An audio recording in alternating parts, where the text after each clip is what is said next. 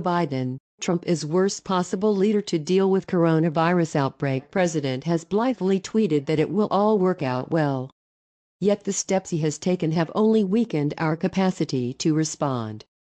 Joe Biden opinion contributor, the possibility of a pandemic is a challenge Donald Trump is unqualified to handle as president.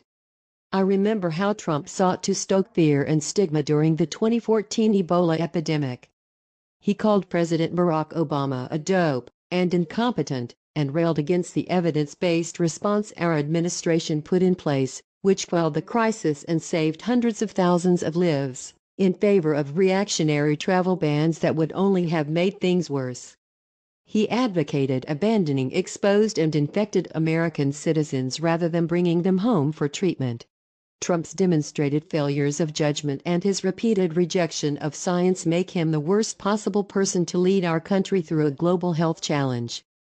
The outbreak of a new coronavirus, which has already infected more than 2,700 people and killed over 80 in China, will get worse before it gets better.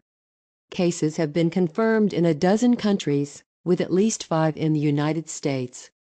There will likely be more. Diseases don't stop at borders or walls. The State Department has scheduled an evacuation flight and advised Americans against traveling to Hubei province, the epicenter of the outbreak, and is evacuating non-essential personnel. Trump has blithely tweeted that it will all work out well. Yet the steps he has taken as president have only weakened our capacity to respond. Trump has rolled back much of the progress President Obama and I made to strengthen global health security.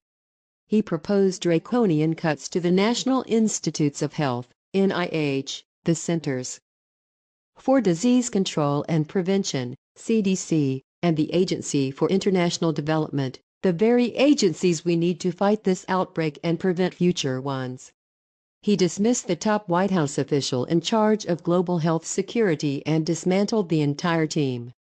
And he has treated with utmost contempt institutions that facilitate international cooperation, thus undermining the global efforts that keep us safe from pandemics and biological attacks.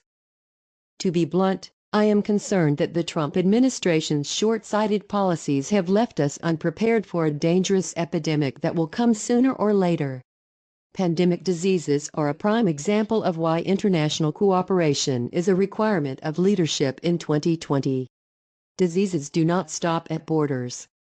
They cannot be thwarted by building a wall. We cannot keep ourselves safe without helping to keep others safe as well and without enlisting the help of other nations in return. And here's the truth: the United States must step forward to lead these efforts, because no other nation has the resources, the reach, or the relationships to marshal an effective international response. Cruel and unusual, Trump tweeted heartlessly about Ebola in 2014. He's ill-equipped to handle 2019 outbreak. That's how we broke the infection curve on Ebola. In September 2014, CDC projections warned that over 1 million people could be infected if we failed to act. By February 2015, thanks to the leadership of our administration, the number of new Ebola cases was fewer than 400. A few months later, the epidemic was essentially extinguished. I will uphold science, not fiction or fear. We brought the world together behind a response that only the United States could mobilize, including dispatching our military on a limited mission to help build the urgent infrastructure necessary to coordinate a massive global public health response, deploying American disaster assistance response teams to Africa, unleashing the NIH to help spur the discovery of new treatments and vaccines, protecting our citizens from potential cases of Ebola in the USA, and harnessing civilian expertise from the CDC at home and abroad. We acted over the course of uninformed objections from critics like Donald Trump, and more than 60 countries followed our lead, contributing over $2 billion, thousands of health professionals and personnel, and other critical resources like personal protective equipment. Just as important, we strengthened our focus on preparing for the next crisis. That's the kind of leadership a moment like this demands, a leadership Trump could never deliver. We acted over the course of uninformed objections from critics like Donald Trump, and more than 60 countries followed our lead, contributing over $2 billion, thousands of health professionals and personnel, and other critical resources like personal protective equipment. Just as important, we strengthened our focus on preparing for the next crisis. That's the kind of leadership a moment like this demands, a leadership Trump could never deliver.